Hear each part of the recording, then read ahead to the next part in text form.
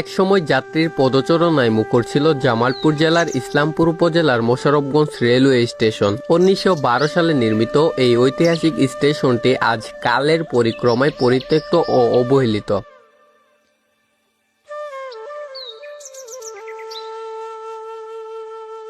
জঙ্গলে ঘেরা চারপাশ, বন্ধ টিকিট কাউন্টার, নষ্ট সিগন্যাল, নেই স্টেশন মাস্টার, সব মিলিয়ে যেন এক নীরব প্রহরী হয়ে দাঁড়িয়ে আছে স্টেশনটি। থামে না আর কোনো ট্রেন, আসে না কোনো যাত্রী, অথচ স্টেশনটি ছিল একসময়ের যোগাযোগের গুরুত্বপূর্ণ কেন্দ্র।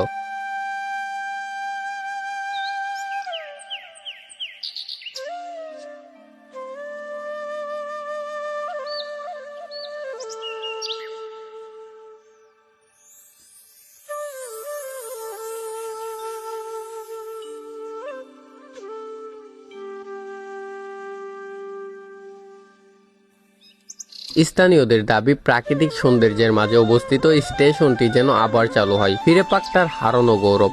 সঙ্গে ছিলাম আমি নাইমুল ইসলাম নাইম।